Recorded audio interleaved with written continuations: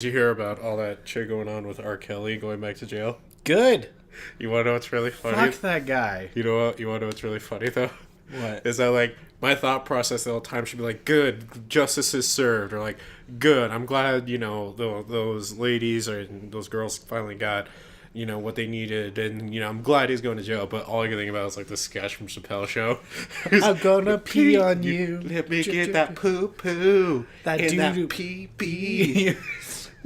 Talking about Doodoo Butter. That's all I've been able to think about the entire time. Every time it comes back up, like on the radio, or they start talking about it, just like, let me get that poo poo or that pee pee. I've been singing that to myself. Gonna stand on a ladder while you get that doo-doo butter.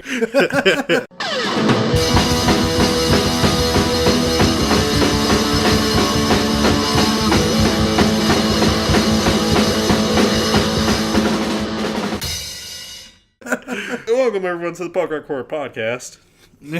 Yeah, talking about doo-doo butter. I'm Matt. I'm Cody. And this is a show where the love of horror movies meets the culture of punk rock. And today we are here to remind you to always put lotion on your elbows after you take a hot shower. What? Yeah, I don't even do that. it's like a nice thing to do. Did you know you're actually... I have like oddly extremely soft skin for being a cook, and I don't even use lotion. It's all that grease. I guess. Just when nobody's looking, you slather butter on you. Well, no, it was really fucking funny. So on mine and Dev's first date, like when we held hands in the theater, she was just like, "You have really soft hands." I'm sorry, my skin's all like, "You have soft hands." I was like, "I know." She's like, "Are you sure you're a cook?" I was like, "Yeah." Surprising, isn't it? Oh man, I get told that all the time. Oh god, I'm glad like that happened to you. Like, cause like if that was me, my response would be like, "You don't want to fuck me now, do you?" No, just like ruin it's just it. because like for me, like it's such a common thing for someone to tell me now. Yeah. Okay, so like when me and some of my old friends, whenever we would play Dirty Jenga, Okay. there's always like kiss someone somewhere in those games, because it's basically truth or dare, but Jenga. Okay. And like 90% of the time, everyone ends up in just their underwear or less. So. Okay. But that we always had one, like there was one that's like go around in a circle and kiss everyone on the lips. Yes, guys too. Same. We didn't discriminate. Okay. But it was just funny because after, I got that once and I had to kiss everyone in the circle. Look at every single one of them were like, "You have the softest lips I've ever felt." I was like, "I know. It's great, isn't it?" I don't know how they're that soft. I don't use chapstick or anything. They're like, because like one of the girls like, "What chapstick do you use or what lotion do you use?" I was like, "Nothing. I don't use any of it." And this is also like, everyone already knew that I dipped and stuff. I'm like, "Really? You have that soft of lips and you dip?" And I was like, "Yeah." And then I just see one of my friends who's like, they didn't partake in any tobacco or weed. They just drank. And they just like, I could just see the defeat in her eyes. She's just like, "That motherfucker, I swear to fucking God, I do all this treatment shit and you still have softer lips than I do." Like, that's right.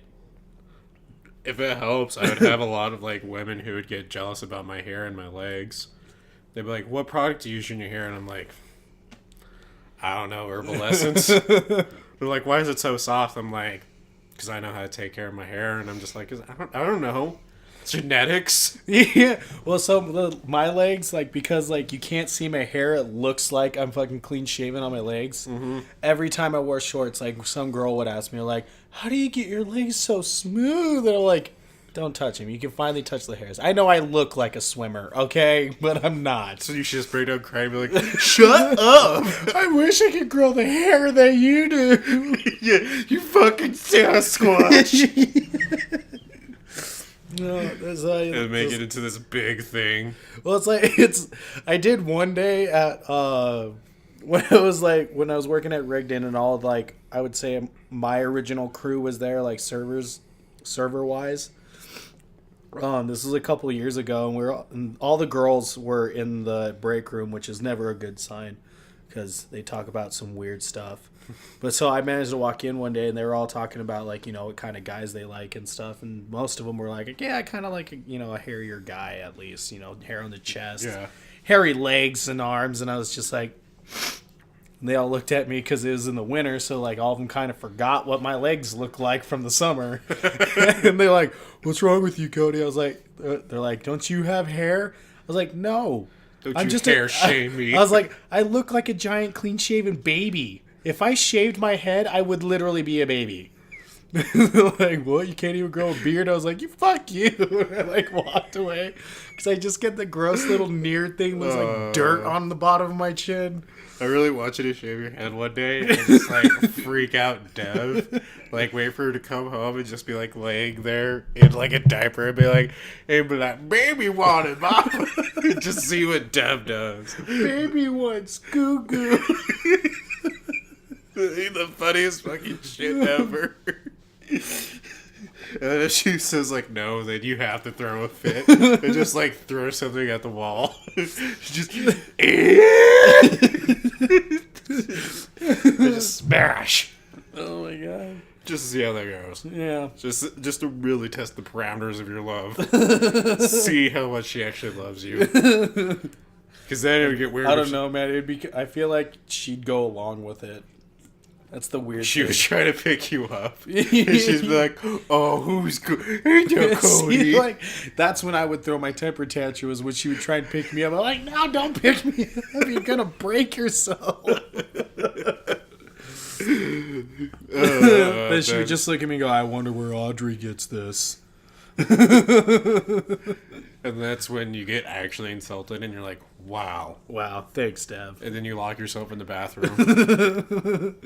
I hate my life. Start playing like Evanescence and shit. And then like I get called over, and then be like, "What'd you say to him?" She's like, "I just said no wonder this is where he gets Audrey." And I'm like, "Dad, what the fuck is wrong with you? You know he's sensitive about. Why would you go that far? Did I knock on the door? Cody, come out. She didn't mean it."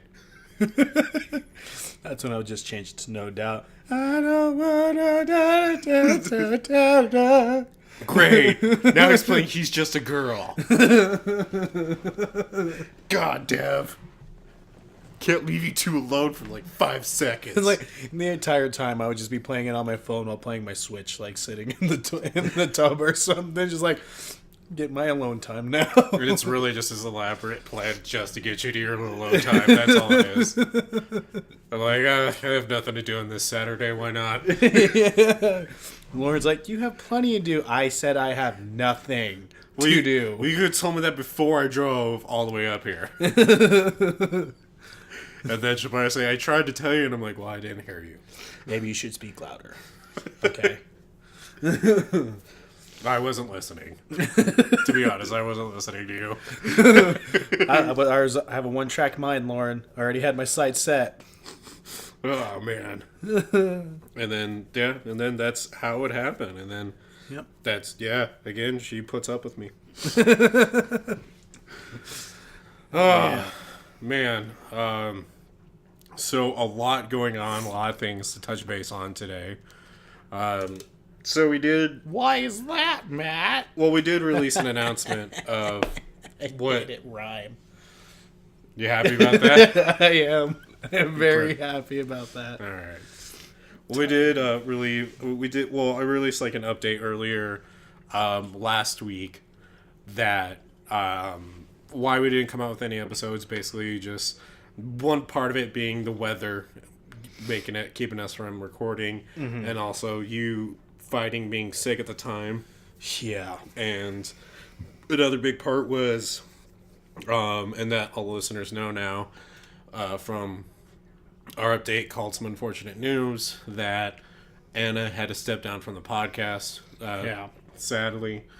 And which is fine. She needed to take some personal time, and we understand that. Yeah. And because I talked to her and I told her like she needs to focus on herself. Yeah. So. And I know we haven't made a decision about her show just yet. No, and mostly because she said she just needs some personal time away from the podcast and everything. Like I don't want it.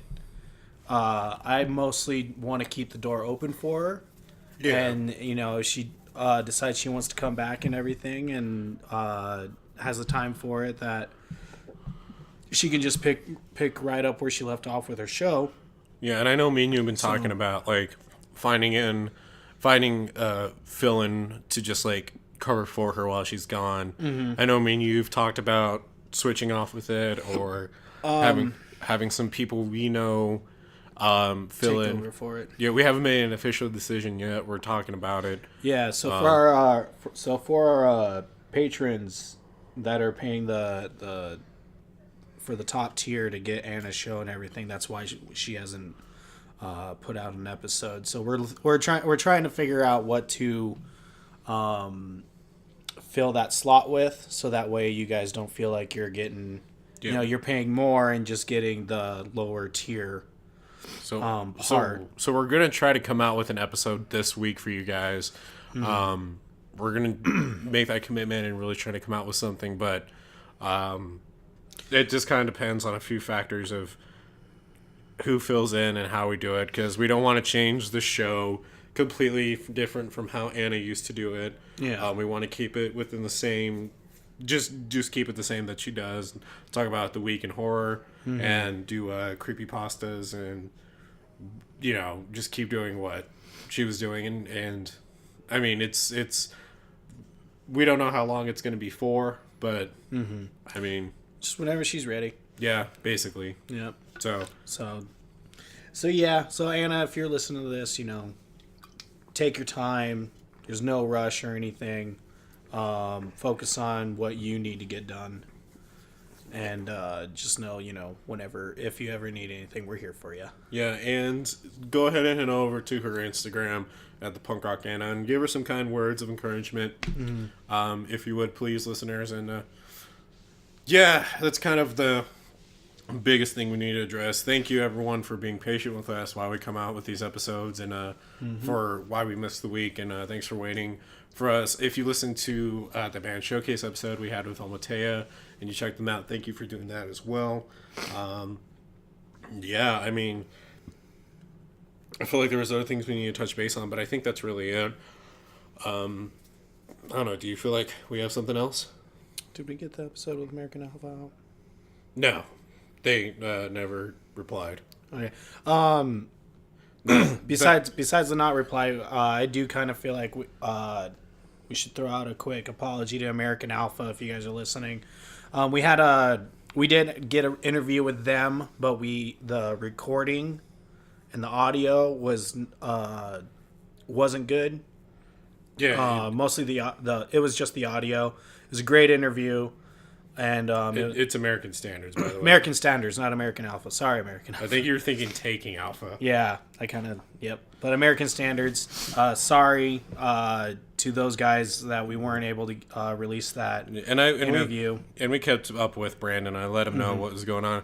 Basically, what happened is that there was a very bad echo throughout the entire recording, and, I worked hard trying to edit it as best I could to really get rid of that echo, and I couldn't get rid of it. There was nothing else that could be done, and we were going to try to do a re-recording to help promote their show that they had at Seventh Circle down here in Denver, and it didn't line up, and it's no one's fault really. It's technical difficulties. Yeah, basically, and so we would love to bring them back on again if they're listening. Brandon and the guys at American Standards, if you guys would like to come back on, we'd love to have you back on the podcast and do another interview with you, but and then merch, and we'll try to reach out to them too and see. Yep, merch. We promised merch. Yeah, so we're running into it's really like the last head stretch of it. Basically, we're just trying to get this artwork done for their shirts. Our artist has had a few things going on in her life that has put that kind of on a back burner somewhat. So if we should be coming out here with merch soon here. We're trying to get it streamlined and get it out as quick as possible. Yeah, so we apologize to those guys who are expecting merch this month because we've been promising merch coming in March. But like we said, our artist had some stuff coming up where she had to put this on the back burner, which is fine. She needs to take care of herself. So once we have all that squared away, we'll be getting our merch out and let you guys know. So all of our patrons also can get their benefits with our merch stuff that we've been promising. Yes. So, yeah. And I was supposed to meet up with her yesterday. Well, at the time recording this on Friday, but I had a couple things come up in my personal life too that happened, and it was just... It's always when we have something big. It's always something when we have something big. So... I hate this place! Yeah, and it's just kind of been a lot of that really going on. It's just... when shit hits the fan, basically. Yeah, it hits the fan. But yeah, so we will be having merch come out here soon. Just a couple hiccups, and then once we get that merch out, we'll once the merch is available and everything, we'll let you guys know, and then can start rocking some punk rock horror podcast merch. I know I'm getting some. Yeah, we're gonna. It's exciting. Yeah, it's all we can say. Yeah. I mean, as soon as we know more and we have more updates, we'll keep you guys updated. And sorry if we seem a little lackluster at the moment. It's late at night and we're getting our energy up, getting ready to do this. Let's do it. Let's do it. So, right. So Matt's super excited about this episode. Yep. He's been peeing himself all week about it. Yep. Especially once we decided that we're gonna do this subject. We're talking about gore. And everyone who's been listening knows Matt is a gore hound. Yep. I love my gory movies. Yep. I know. Yep. You usually get a half chub during any super gory part. Oh, yeah. I noticed. It's just, Every time there's blood squirts on the screen, he's like, yeah, cut the arm off. do it! Do it! Do it now! But yeah, so, Matt, would you like to start off with the history since this is your favorite subject? Yes. So, and we also do have listener participation corner as well. Do we want to jump into that first, or? Let's do some of the history first. Okay. So then, we're talking about gore today, also known as a splatter film or splatter flick. A splatter film is a subgenre of horror film that deliberately focuses on graphic portrayals of gore and graphic violence. These films, usually through the use of special effects, display a fascination with the vulnerability of the human body and the theatrically of its mutilation. The term splatter cinema was coined by George A. Romero to describe his film Dawn of the Dead, though Dawn of the Dead is generally considered by critics to have higher aspirations, such as social commentary, than to be simply exploitative for its own sake. So, and during the late 20th and early 21st centuries, the use of graphic violence in cinema has been labeled torture porn or gorno, which is basically gore and porno put together. By contrast, do you get it? Yeah. Do you get it? By contrast, films such as Brain Dead, Evil Dead, and Evil Dead 2, and to some extent Dawn of the Dead, all of which feature over-the-top gore, can be constructed as comedic and fall into the category of slapstick. And so, I think it depends on Dawn of the Dead, really? I think it depends on. Do you mean like are you commenting about like how they were talking slapstick? Yeah, because okay, so here's the thing: is that I kind of disagree with the Dawn. I know it says to some extent Dawn of the Dead, but like Evil Dead 2 and Brain Dead were like setting out to be that slapstick gore stuff, not Dawn of the Dead. Well, I mean, that's why I just disagree with them putting that movie in there. Maybe not the remake, but I can see the first comparing the remake to the original.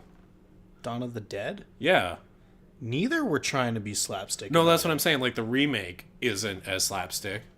But, like, that's what I'm saying. If you compare the new one to the original, I can see the original nowadays being more slapstick than, like, before the remake. I disagree.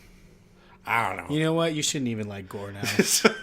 You know what? Get out. Just get this wasn't how this was supposed to go. Like, Tucker and Dale. Like, I feel like you should. Oh yeah, Toker Nail, definitely. Like, I just feel like if you're gonna slapstick on it, pun intended. To it with the overtopness and stuff like that, I feel like it should be something that's purposefully trying to be over the top with its gore to send a message or to be funny. Well, and I think that's the point. But then don't put Dawn of the Dead. I'm just saying it wasn't ever trying to be funny or trying to be like slapstick comedic with its blood. But it was over the top with its gore. I mean, even so, if we bring up the remake again, like, good point is the scene where the chick gets chainsawed, like, right down, like the torso, or like, or even though that wasn't a funny part, though. Even though it scares it does scare the shit out of you. Originally, it's like when you see it for the first time is when they're in the parking lot, or not parking lot, the parking garage, and the torso of the zombie like monkey barring his way, like. Going back and watching it now is when you first see it, like, is more comedic because he's like, okay, that's to us though, who's like desensitized to stuff like that. But that's I think that's what it's getting at. No, I think you can't throw out Brain Dead and Evil Dead 2 and then go, you know what? Fuck it, let's put a serious movie there. Even though these two movies are kind of supposed to be over the top and funny and stuff. Like, I agree with you saying though, like with like the zombie baby, Whoa. I was agreeing with you, like, on the aspect of, like, where they bring... Stop trying to defend it! I like that movie, though. I do, too, but it's not slapstick. That was fucking slapstick. But like, the zombie baby, like, yeah, that wasn't really slapstick. That was more, like, a definite what the fuck kind of moment. Yeah. You would purposely have to force yourself to laugh at it when it's like, and get shot in the face. You're like, ha ha ha! Dead zombie baby. Hilarious. That is some grade A growing pains humor. Did you ever see Cockneys versus Zombies? I don't think so. No. Yet. Okay, there's a really great part with a zombie baby. Yeah. Where one of the main characters like looks into the crib and he just goes like a zombie baby. He goes, "What the?" And he punts it, and it hits a billboard right where there's a target. Like, that's slapstick funny. Well, they didn't do it that way. I'm just fucking Dawn of the Dead. Okay. We're moving on now. So anyways, we're going to jump to listener participation corner before I was thinking we could do the whole history before we did the listener participation. All right. I'm just saying. I just thought... Well, there's just a lot to go through. I know. We'll get to the listeners. Okay. Gosh. Sorry. Splatter Films. Go for it.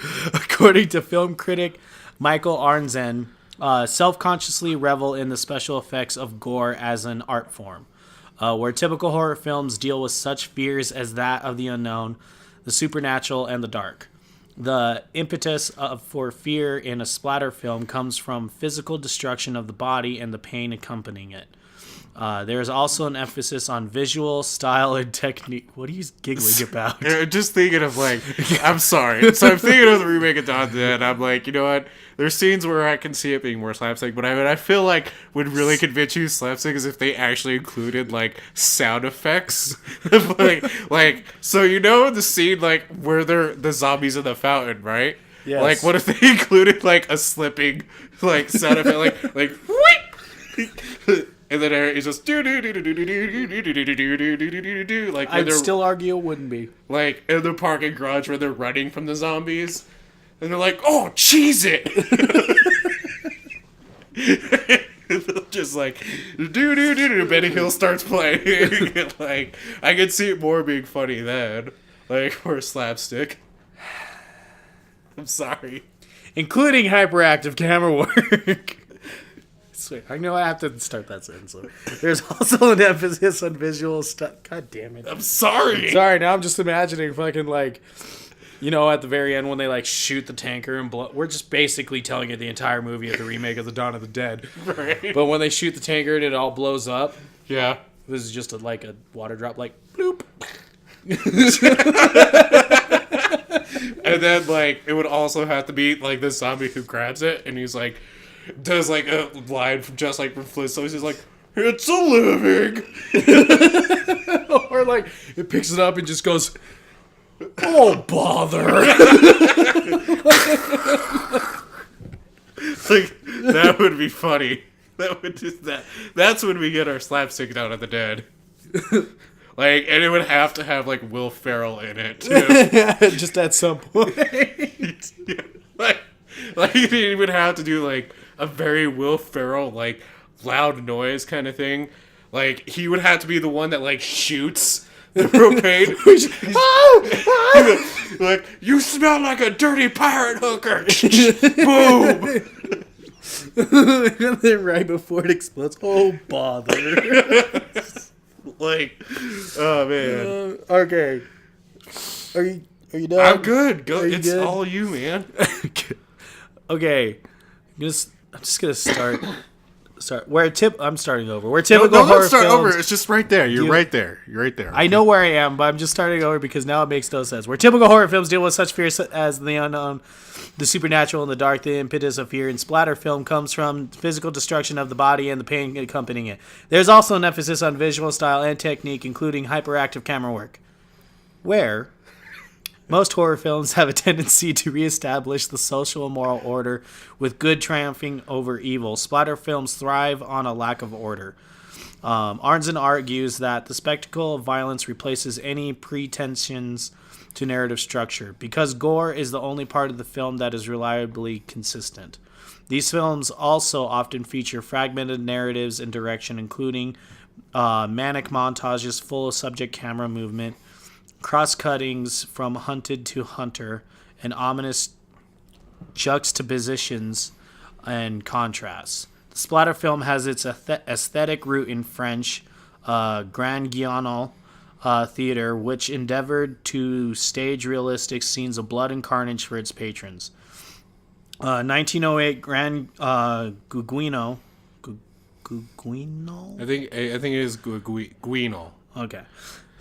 Made its first appearance in England, although the gore was downplayed in favor of a more gothic tone, owing to the greater censorship of the arts in Great Britain. You know, when I was writing this, like, I was like, okay, I know that says juxtapositions, and that's how you say it, but I know if I read it, I'm going to mess it up, so I'm going to make sure Cody reads this section. So I'm going to go first, so he can read it next. Also, like, I don't know. I don't feel like movies that have a ton of gore are more chaotic. Like, I'm trying to think about, okay, so think of, like, the remake of The Evil Dead. That had the most blood in it and gore in it in such a long time from the movies that we got before then. Okay. Like, that you can consider, like, splatter films and stuff like that. But it was completely structured. It wasn't chaotic. I think it means more so, like, the themes of what's happening within the movie are chaotic. Like, because if we're going on Evil Dead still, like, everything becomes more chaotic throughout the movie with, like, the Necronomicon and all the monsters coming up and demons infecting everyone and shit getting more crazy. I mean, yeah, but what it also was saying is, like, you know how, like, you know, it's gonna have the happy ending and stuff in the other horror films, while splatter films you generally don't.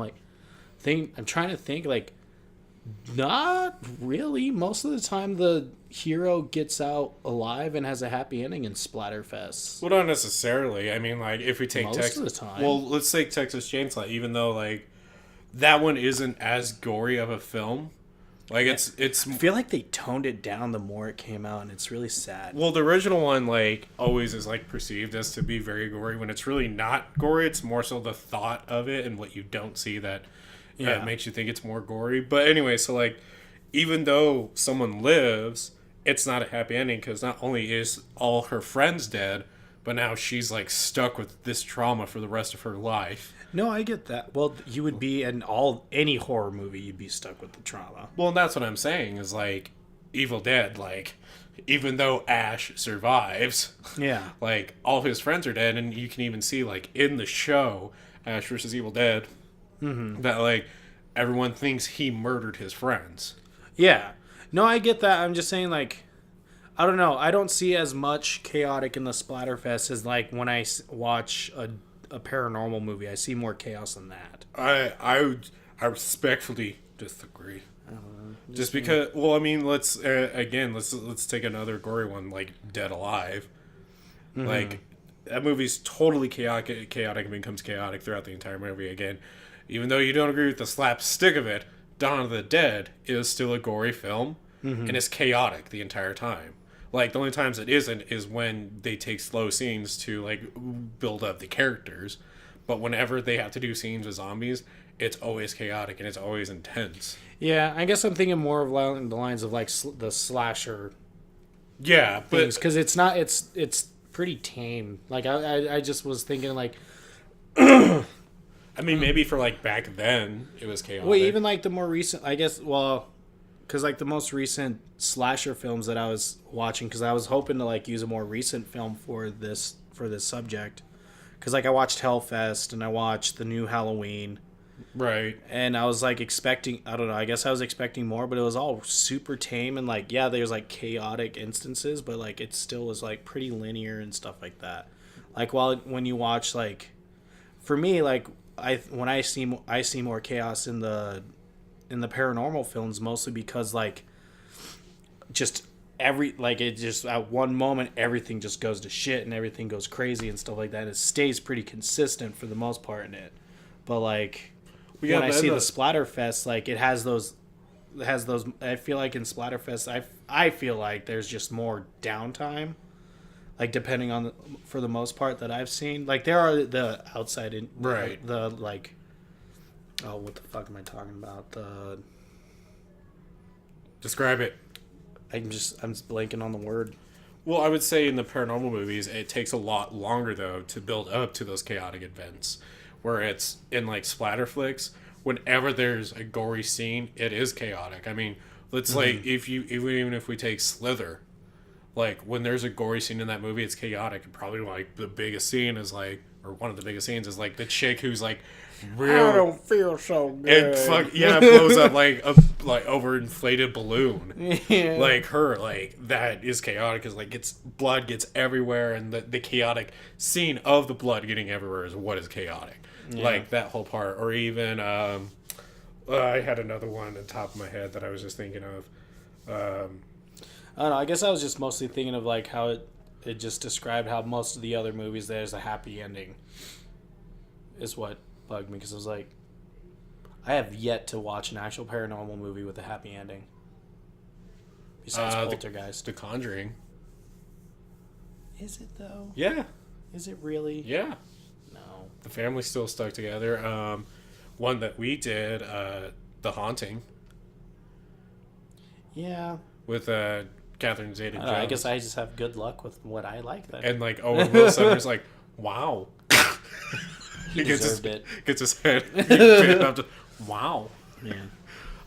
The first appearance of gore, the realistic mutilation of the human body in cinema, can be traced to D.W. Griffith's Intolerance in 1916, which features numerous... Oh, wait, did we already do that? No, this is different. Sorry. Guignol-esque touches, including 2 on-screen decapitations and a scene in which a spear is slowly driven through a soldier's naked abdomen as blood wells from the wound. Several Griffiths... Sorry, it's just right before you said naked abdomen, you're like, through a soldier's... naked abdomen. Just because the thought of that really hurts, like... It wasn't like a grunt, like, ouch. It was more like, oh, yeah. Well, because I was trying to cut myself off, because what I was going to go was, oh, that's what I was going to do. But I was like, oh, no, don't make it obvious. And I guess the way I made it not obvious was made it more sound like, oh. Yeah, like, oh, a naked abdomen. Oh, a naked abdomen. That's what I'm all about. Not even that it's a soldier. Midsection. Just that naked abdomen.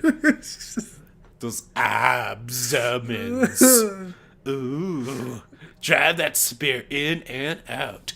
You're all about that belly button. Give it a belly button piercing. We're going to go medieval on this. Gross. Several Griffith subject films and those of his contemporary Cecil B. DeMille featured similarly realistic carnage. In the late 1950s and early 1960s, the public was reintroduced to splatter themes and motifs by groundbreaking films such as Alfred Hitchcock's Psycho in 1960 and the output of Hammer Film Productions, an artistic art outgrowth of the English Grand Guignol style, such as The Curse of Frankenstein in 1957 and Horror of Dracula in 1958. Perhaps the most explicitly violent film of this era was Nobuo Nakagawa's Jigoku in 1960, which included numerous scenes of flailing and dismemberment and its depictions of the Buddhist underworld Naraka. Splatter came into its own as a distinct subgenre of horror. Every time I try to read, that's when you gotta move it. Sorry. Every time. Sorry. You know what? Just fine. Splatter came into its own distinct subgenre of horror in the early 1960s with the films of Herschel Gordon Lewis in the United States. Eager to maintain a profitable niche, Lewis turned to something that mainstream cinema still rarely featured: scenes of visceral, explicit gore. Everything Matt likes to touch himself to. Yep. In 1963, he directed Blood Feast, widely considered the first splatter film. In the 15 years following its release, Blood Feast took in an estimated $7 million. It was made for an estimated $24,500. Some splatter directors have gone on to produce mainstream hits. Peter Jackson started his career in New Zealand by directing the splatter movies Bad Taste of 1987 and Brain Dead 1992.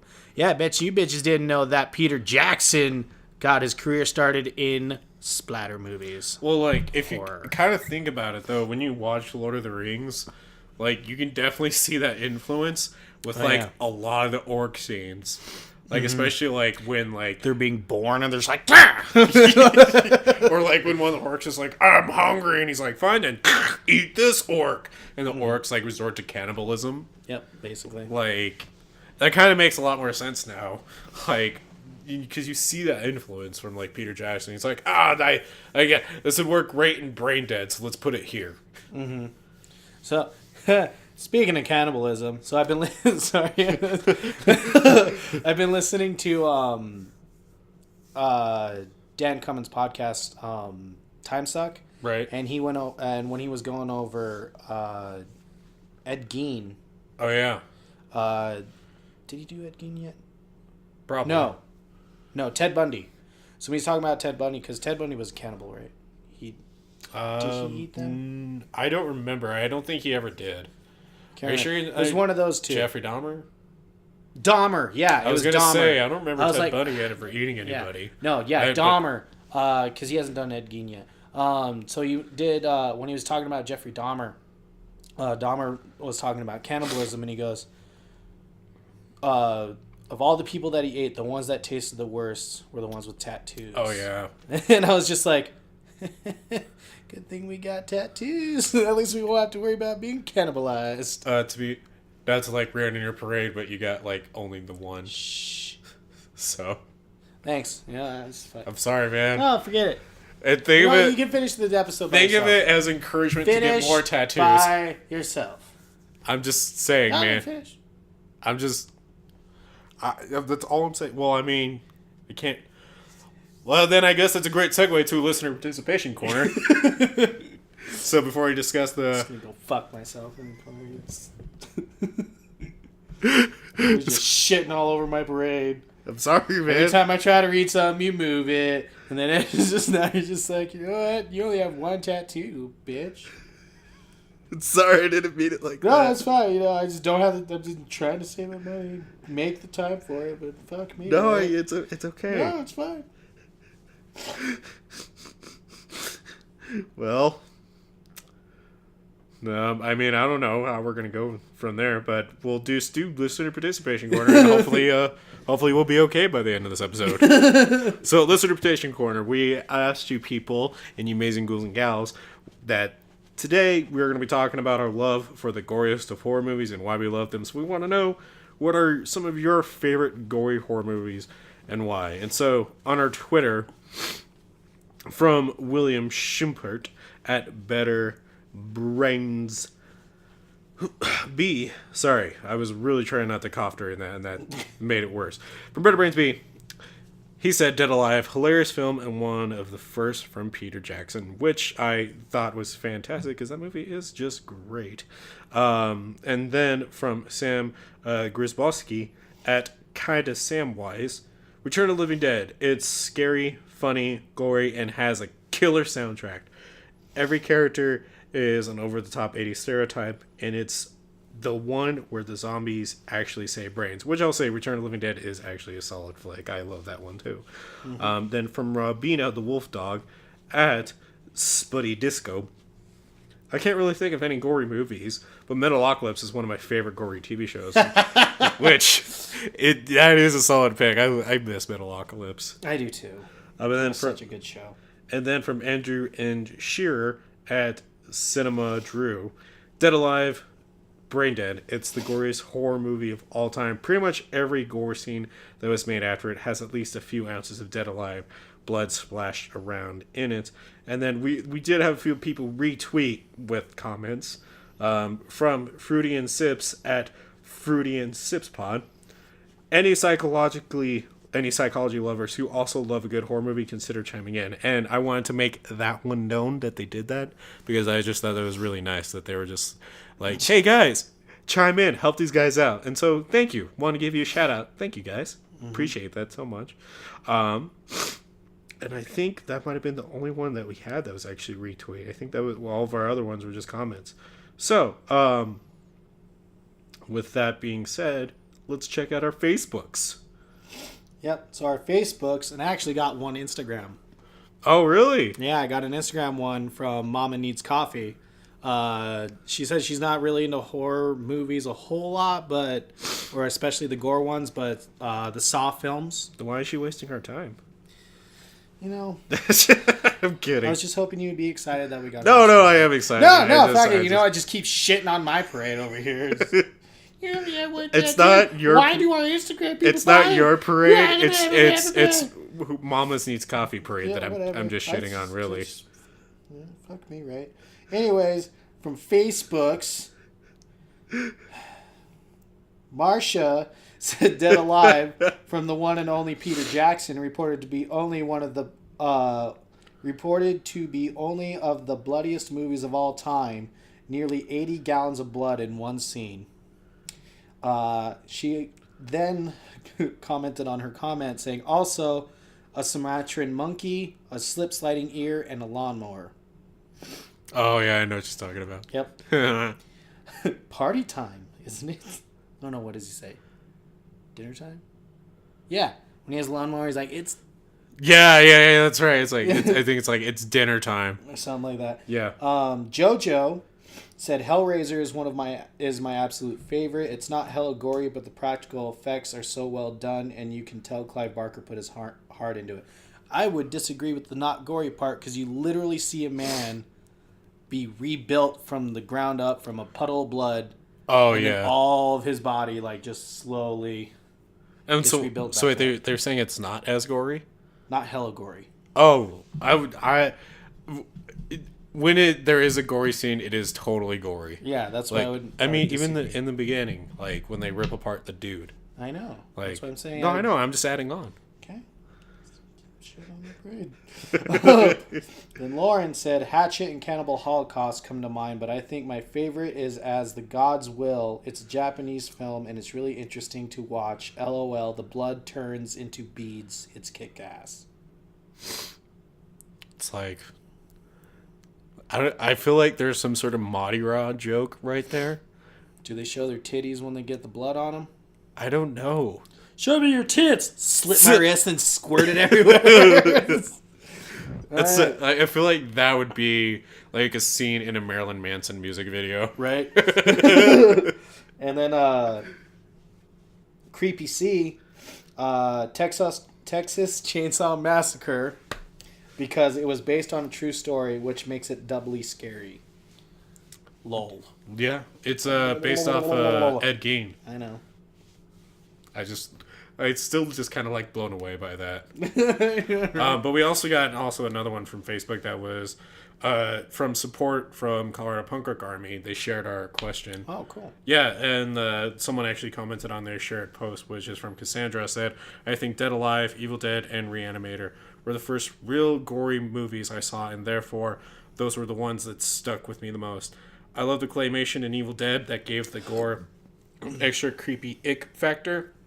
I loved the unique deaths in Dead Alive, the lawnmower scene, and Reanimator, the shovel decapitation. Mm-hmm. Which the Reanimator is also like, that was one movie I was originally going to do for a review, but... See, I was going to do From Dusk Till Dawn.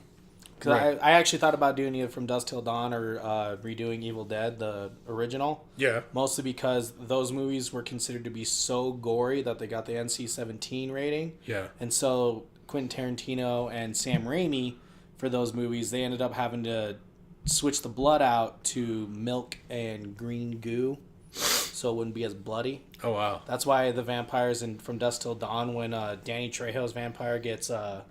holy water spilled on his face, and he's like, and it melts, and it turns all white and green pussy. Yeah. Originally, it was going to be all blood, but they're like, yeah, this is too bloody for this time of age, so you got to find something else, and Quentin Tarantino's just like, fuck it, give me the 2%! You know he threw a fit about it, too. Yep. Like, Quentin would. So that's what because I was originally going to do that and use that as like, it's gory, but it's milk. So, but thank you to everyone in our listener participation corners for giving us your comments. You are welcome to go over there and keep having these conversations. They're still going on in our Twitter and our Facebook. Twitter at officialprhp and Facebook Punk Rock Horror Podcast. But so going forward, talking more about it is one thing we need to kind of talk about is why we like to watch these gory movies and why I like to watch them and I'm weird about it, and to kind of like set the record straight for people who look at us gorehounds and think we're freaks. First of all, so here's the thing. I don't think we're that freaky. I think everyone likes to watch disgusting things, but it all depends on the medium.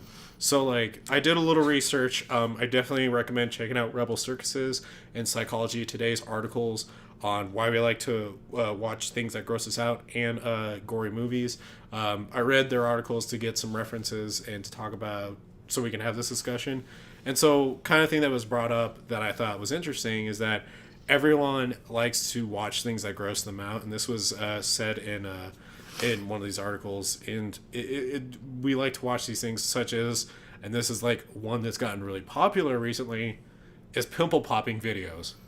So gross. Like, it's this idea that we receive like arousal effects from many things that we shouldn't. So like, and that also like can be compared to like riding a roller coaster, the pimple popping videos, and of course gory movies. Yeah. So I mean, and there's something there about that we like to watch gross things. And Psychology Today, I think it was doing like talked about how, you know, from an early age when we're born, like we're told when we're babies, we're told not to play with our poops because it's gross. And yet they eat it. And so we kind of like get this arousal of like seeing fake, fictitious things that are gross happen in front of our eyes. Now, this is different for every person. There are just some people that don't like gross things, and that is the case. But more often than not, even you're gonna you see people who like pimple popping videos. Like a good example, my wife, when I was doing my movie review, she got grossed out by the movie. Yet she will watch pimple popping videos all day long. Yep. Which is actual like pimples. So, and it's funny because the movie I did is fake gore, all just like fake practical effects that looks real but isn't real. And yet she'll go watch an actual like video of like a huge zit being like ripped out of someone's like back. Yeah. And so like, and it's just really kind of interesting that she would get grossed out by something that is fake and not real, but want to delve into something that is real and is gross to look at. Yeah, you and Dev are fucking disgusting. So, and it's just, but that's just interesting though, because I mean, we're well, Dev said it best, is because it's satisfying. Right. And yet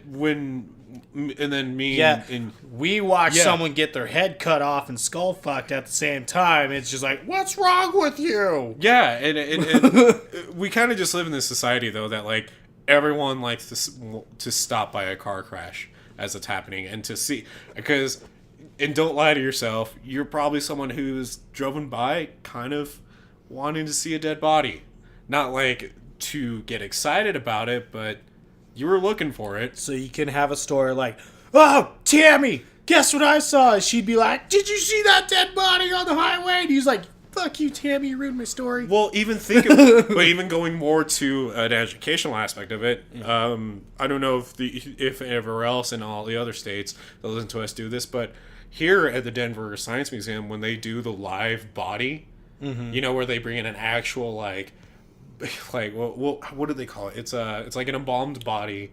Cadaver. It's cadaver, but I forget what they call the exhibit when they do it. They do it like once every other year or something like that. But they bring in an actual like dead body and they show the actual opened up anatomy of a person. Huh. And like people rave about it, being like, "Oh, it's this really groundbreaking scientific thing you got to check out." And really, it's kind of a very gory, disgusting thing to go look at. Yeah, as fascinating as it is. Okay, just speaking of that, I remember when I didn't go to the one with the actual dead body, but when they were when I was little, I was super into horror films and stuff like that already, and like watching all the blood and gore and that. But I got sick to my stomach when I went to the this is how your body works thing, and they had a sheep lung to show you like what your lungs look like when you breathe. Yeah. And you got to step on the pedal. I got sick from that because it was real. Right. And then that night I went home and watched like fucking Predator, where you get to see a dude get his spinal cord and skull ripped out, and I'm like, hey, yeah. Well, and obviously the context always matters, but even think about it. I mean, Animal Planet and Nat Geo, when they ever like do like their Planet Earth like documentaries, or even just following a specific animal and they like show a lion killing a gazelle. Yeah. Like that's a gory scene and it's real. And then again, coming back to gory movies, obviously stuff like Evil Dead is far more over the top. Yeah, well, I think the biggest argument I ever had with someone about it, because I brought that up, I was like, well, do you watch like those animal documentaries, watching like, animals get killed and stuff like that? And they're like, yeah. I was like, but I'm weird because I like to watch horror movies and watch people die. Yeah. That's why. It's the different... Because it's like... Think about it. PG TV will show an animal get like its throat slit and shit like that. Right. But a human being, oh no. Right. Because I think it's like the fact that we, animals are animals. That's nature taking its course. But like the fact that we like to watch human beings die, it's like... Or think about it like this: the guy who loves Rambo, but thinks it's weird that we enjoy Dawn of the Dead.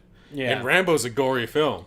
Rambo's a very gory film. Like it's over the top, like with its gore. Yeah, like the newest Rambo, you literally see a guy get his guts cut out. Yeah, or yes. And you like to watch Jason Voorhees axe a chick in the face, and it's like, you're a fucking weirdo. Well, and so that's just kind of the thing, is that everyone delves into gore, into disgusting things, whether they admit it or not. I mean, and obviously there's like limits to that. I mean, the one that always seems to cross the line is like if there's ever like anything involved with poop. Like, obviously, that's when everyone's like, you're fucking weird. Philiac. But that's a little bit different than what we're talking about, because that always seems to be the extent of where that line ends. But I always just thought that was good. Is that interesting is that, for me, I've always, and it's like I've always said, is that I just like how artistic they can be, like, because there's a lot of work that goes into making a lot of gory scenes. Yeah. And like the way they pull it off sometimes is just kind of like funny and cool. I mean, shit, look at Quentin Tarantino, Kill Bill. Yeah. See, like, literally, dude gets his head cut off and blood sprays everywhere in just the most over the top fashion, and people are like, yeah. Well, and but even how they pull those effects off, like, is just from like a technical aspect is like fascinating. I mean, shit, probably one of my favorite like scenes, just because of how simple it was that they pulled it off, was the scene from Scanners. Where the dude gets his head blown up. Yeah, and like everybody was wondering how they do it, thinking like it was just some sort of like weird explosion. It's like, no, we took an actual shotgun and just shot a balloon. Yeah, and we just shot this prosthetic, and that's what got the effect. And it's such a simple thing. And like it was who directed Scanners? Oh, was it Stanley Kubrick? No. I want to say David Lynch, but I feel like that's horribly incorrect. I'm looking at it because it was the director who did it. Yeah, and it was just such a simple scene, and again, I understand still how weird it is to enjoy that and to be fascinated by that. Like, and I definitely get why that is so weird. But at the end of the day, I mean, it's not too far from how we all are. I mean, it's Cronenberg. Cronenberg, yeah, this is right. Cronenberg. Why'd I say Yeah, Lynch? fucking, he just stood in the background with a shotgun and just went, "Ready, film?" Please tell me I didn't shoot someone. Yeah. But I mean, but as just a society, we do. Going on a little more to, and what we'll finish it on is that, in psychology today, to also touch on this, why we like to look at morbid things is that, basically the idea is that we like to look at these morbid images because as humans, we all have a shadow of certain like carnage that's just built into our primal nature that we are attuned to and that we like to see, and habits that we might have. And the reason I bring it up like that is like, remember when we had our interview with Dan and Patricia, and we were talking about like, and Dan made the point that it's far better to kind of just like watch something and like instead of act something out. I mean, I'm paraphrasing obviously. Yeah. But it's kind of that idea is that psychology today was kind of getting to the point that it's healthy to look at these images and watch these movies to get instead of repressing these feelings and just have this healthy outlet. I mean, that's why video games don't turn you into a psycho killer. Well, and so the question might be like, so Matt, are you saying that, you know, gory movie that we all have this like innate ability to want to kill and hurt each other? Well, no, it's not that. It's that we all just we were born with a barbaric nature. I mean, obviously through time we've evolved and we've progressed and we've been able to repress it and handle it a little bit better. But think about it. You know, we love watching football. We love watching hockey, and we love watching those fights and the physicality of it.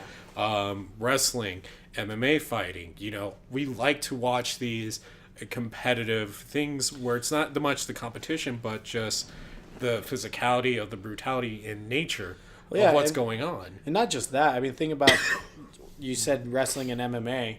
Like most hardcore MMA people, they like, you know, they look down on people who like watching wrestling, and you're like, why? It's like, well, it's because MMA is real. They like watching people legitimately beat the fuck out of each other. Yeah, same with boxing. Yeah, you know, like. And don't get me wrong, I'm not saying like none of it. It's not bad. I'm not saying it's bad that you like to watch that, but I was just saying because, like, you know, that was always an argument that I've had because I love wrestling. I love watching WWE. I watch the pay-per-view every month, and you know, I follow it and stuff like that. But then, you know, when I tell people I like watching WWE, like, you know, the people who hardcore MMA people are like, oh, but it's fake. Why don't you just watch MMA? That stuff's real. It's like, okay, so you like watching real carnage? Yeah.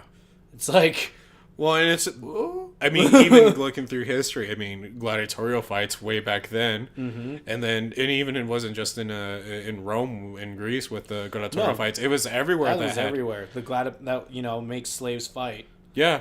You know, and not saying that any of that was okay, but it's just been a part of human nature throughout history that we have this inside us that we want to watch carnage, and these days it's better that we watch fake control carnage to get our that out of our system.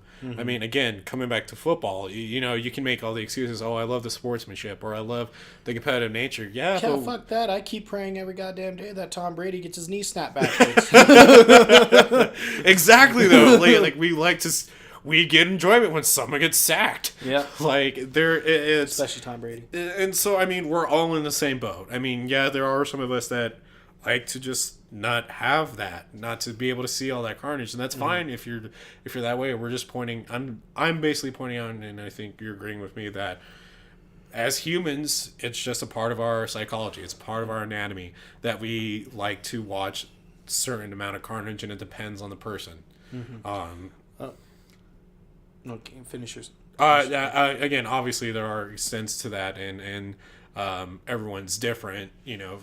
But it's all I'm saying is that if you're gonna judge someone for liking very gory movies, kind of like just take a second to step back and think, what do you like to watch? What sort of thing do you get enjoyment in front of that has physical contact in it, whether it's a video game, a movie, a sport, or just anything that you enjoy watching that you probably shouldn't. It's the same way for us people that like gory movies. It's not that we're morbidly sick people and are demented and are repressing these evil urges. It's that we enjoy watching horror movies, all the same reason why you like to watch football or hockey or play Mortal Kombat or Call of Duty.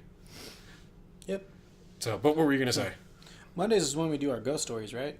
Yeah, did we get one? We got one. Just now? No, it got sent to me earlier on Instagram. Oh, snap. Yep. So Mama needs coffee. So, before we jump to the ghost stories, that's kind of what we want to leave on today with gory films and why we enjoy them. And want to know, ghouls and gals, do you agree? What do you think about everything we're talking about? Do you think that we all have this innate ability to watch things of carnage, depending on the context of it? Reach out to us. Let us know, and we'll read your comments on our next Monday episode. Yeah. But let's jump into that ghost story. Yep. So. Or strange story. Sorry. No, it's a ghost story. So, Mama Needs Coffee. I know. But Mama Needs Coffee said, my daughter, who is 2, I'm not going to drop the daughter's name. My daughter, who is 2, told me... Can I make up a name for the daughter? What? I'm going to name Captain Falcon. Or can we get copyrighted? I think, name Captain Falcon. Maybe Captain Snuffleupagus. Same thing. It's 2 different properties. It's even worse. Oh, what are they? Technically, many properties with the captain in front. Okay, fine then. Party Poopy Pants. Just gonna call her Maybe Baby, just because I like to say Maybe Baby. Maybe Baby. Maybe Baby. All right, my daughter Maybe Baby, who is 2, told me, "Ghosts scare me," and got really scared and started yelling, "Ghosts get you," and started crying and clinging to my body, and was looking above my head and then back at the wall. Then screamed, "Ghosts get you," again. Not going to lie, I almost shit myself. Not something you want to hear from your baby. Maybe baby. Maybe baby. Maybe baby. So the Maybe Baby basically said that, like... She saw a ghost. Okay, right. And the ghost scared her. Right. So she ran to Mama and started, freaking the fuck out and started legitimately climbing up her. Okay. Like without, the mom picking her up. So wait. And then she looked back and saw the ghost again and said, "Ghost's gonna get you." Huh. Like the ghost was coming after the mama. So let's take this apart. So obviously, when babies and animals are more susceptible to seeing otherworldly things, I'll bring in the science of it and say, what if it was actually just a shadow of the baby or just something that scared her that was a normal everyday object? I'm gonna blame the cat. Because the cat is an asshole. So, I mean, if they have a cat.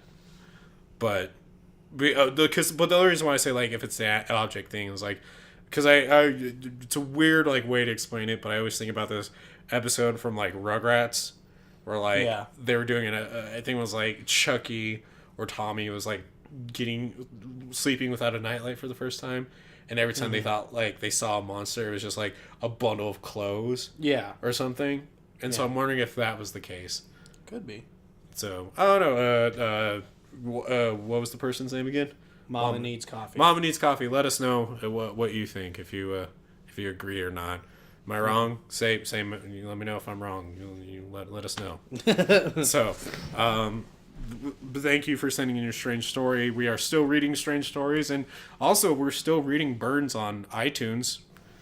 Yeah. So if you want to burn us and want us to read it live on the podcast, go over to iTunes, give us a 5-star rating, and include a burn within your review, and we'll read it on the podcast. With that being said, though, we're at the end of this episode. So if you want to keep up with everything doing and follow us, please follow us on our Facebook, Punk Rock Horror Podcast. Give us a like and a follow, or our Twitter at officialprhp, or On Instagram, punkrockhorrorpodcast, hashtag PRHP podcast. You can also follow me on Instagram at the Undead Matt. Follow our amazing Anna. Give her some kind words at the Punk Rock Anna. Please check out our artist Megan. And if you want to support the show and be part of everything that we're working hard on bringing to our patrons, please go over to patreon.com/punkrockhorrorpodcast. You can look at all these links and find them in the description below in the episode notes. We're on YouTube, iTunes, Spotify, Google Play, Player FM, the website www.punkrockhorrorpodcast.com. We're just kind of everywhere. Thank you to everyone who's followed us recently on our Facebook and our Twitter. With that being said, I think we're at the end of this episode. You got anything, Cody? No, I'm good. Alrighty then. Podcast over. Podcast over. Bye. Bye.